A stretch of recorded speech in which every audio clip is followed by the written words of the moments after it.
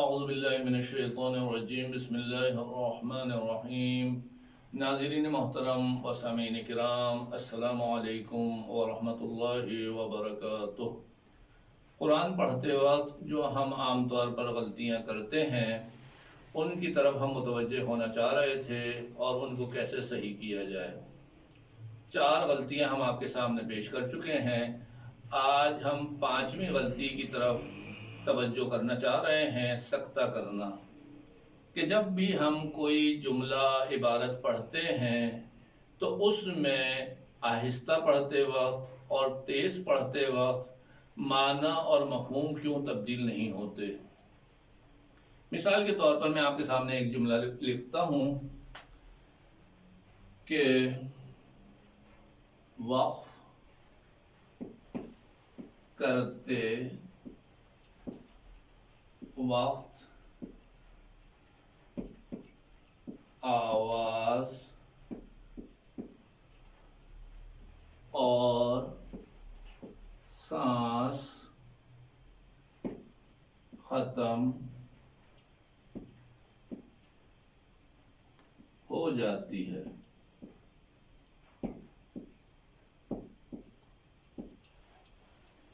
اگر ہم اس کو آہستہ پڑھیں، وقف کرتے وقت آواز اور سانس ختم ہو جاتی ہے، اس کو ہم تیزی سے پڑھ لیں، وقف کرتے وقت آواز اور سانس ختم ہو جاتی ہے، تو دونوں صورتوں میں ہم دیکھتے ہیں کہ الفاظ، معنی، مفہوم جملے کے تبدیل نہیں ہوتے۔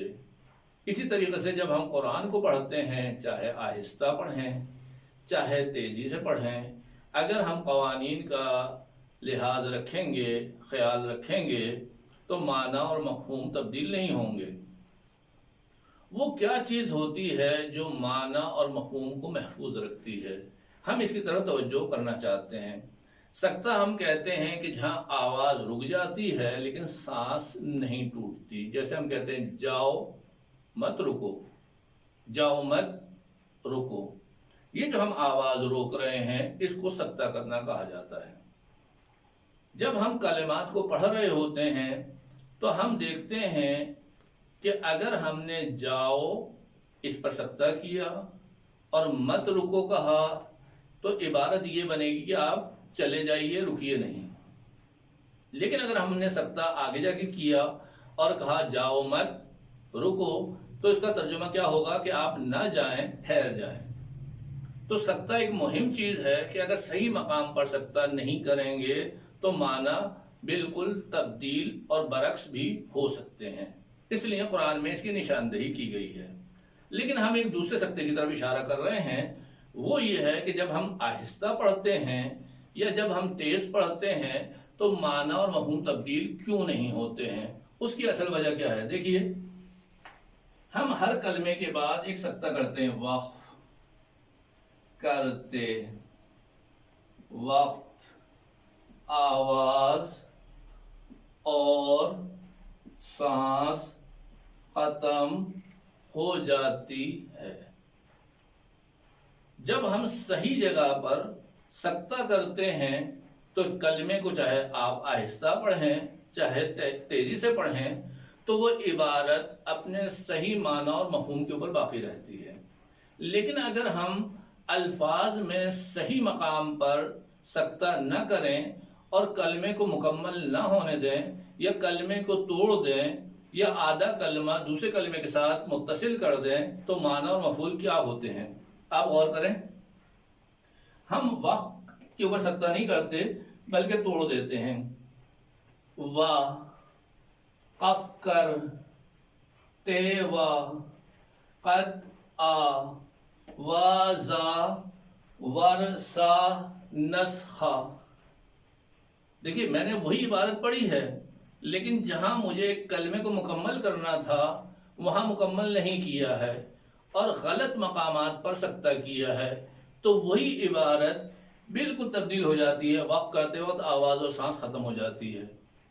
لیکن اگر ہم کیا کر رہے ہیں، الگ سکتہ کر رہے ہیں، واقف کرتے وا قد آواسا ورسا نسخہ، تو اصل ایک جملہ بنتا ہے جس کا ظاہراً کوئی مفہوم ہی نہیں ہوتا ہے۔ تو جب ہم قرآن پڑھ رہے ہوتے ہیں تو قرآن میں بھی ہمیں ہر کلمے کو جہاں پر وہ مکمل ہو رہا ہے وہاں ایک سکتہ کرنا ہوتا ہے۔ جب ہم وہ سکتہ کریں گے تو معنی اور مفہوم محفوظ رہے گا، اور جب ہم وہ سکتہ صحیح نہیں کریں گے تو معنی اور مفہوم تبدیل ہو جائیں گے اور عبارت غلط ہو جائے گی۔ اس کو آپ کچھ بھی کہہ لیجئے، لیکن عام طور پر ایسے سکتے کی نشاندہی قرآن میں اور کتابوں میں نہیں کی گئی ہے، لیکن یہ چیز مسلم ہے اور اس کا ہمیں خیال رکھنا ہے۔ آپ کو پڑھنا ہے الحمد للہ،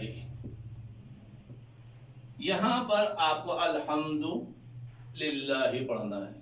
یہاں پر ایک سکتہ ہے، اس کے بعد دوسرا سکتہ ہے۔ اگر آپ یہاں رک جائیں الحمد للہ کریں تو یہ آپ نے لفظ الحمد کو کیا کر دیا؟ ٹکڑے کر دیا، یہ چیز غلط شمار ہوگی۔ اسی طریقے سے آپ نے سمع اللہ لمن حمدہ، سمع اللہ لمن حمدہ، آپ یہاں پر جملے کو مکمل کر رہے ہیں اور ایک آواز روک رہے ہیں، ایک سکتہ کر رہے ہیں جس سے مفہوم صحیح ہو رہا ہے۔ لیکن اگر آپ کیا کریں، سمع اللہ یہاں سکتہ کریں، حلمن کریں، تو حلمن کوئی کلمہ کوئی جملہ نہیں ہے جو مفہوم کو خراب کرنے کے لیے یہ عبارت بن جائے گی۔ اسی طریقے سے جتنی مثالیں آپ آ رہی ہیں ان میں غور کریں، ایاک نعبد و ایاک نستعین، اگر ہم صحیح مقام پہ سکتہ کریں گے تو جو معنی اور جو مفہوم ہے وہ صحیح رہیں گے، چاہے ہم اس کو تیزی سے پڑھیں چاہے ہم اس کو آہستہ پڑھیں۔ لیکن اگر آپ غلط مقام پہ سکتہ کر رہے ہیں، ایاک نعبد و ایاک نستعین، یعنی کاف کو آپ دوسرے جملے سے ملا دیں، پہلے والے جملے کو پورا نہ پڑھیں، پہلے والے کلمے کو پورا ادا نہ کریں، تو اس سے معنی اور مفہوم تبدیل ہو جاتے ہیں۔ یہ بھی ایک غلطی ہے، اس کا بھی ہمیں خیال رکھنا چاہیے، کیونکہ عربی ہماری زبان نہیں ہے، اس میں ہمیں دیکھنا چاہیے کہ کہاں پر کلمہ ہے اور کہاں ہمیں سکتہ کرنا ہے، تاکہ آواز کی خوبصورتی اور آواز کا حسن اور صحیح ہونا باقی رہے، کیونکہ یہ وہ چیز ہے جو عبارت کو اپنے معنی سے ہٹا دیتی ہے، اس لیے اس کی طرف بھی توجہ بہت ضروری ہے۔ آج کے درس کو ہم یہیں تک اختتام تک پہنچاتے ہیں، اگلے درس تک کے لیے ہمیں اجازت دیجیے۔ السلام علیکم ورحمۃ اللہ وبرکاتہ۔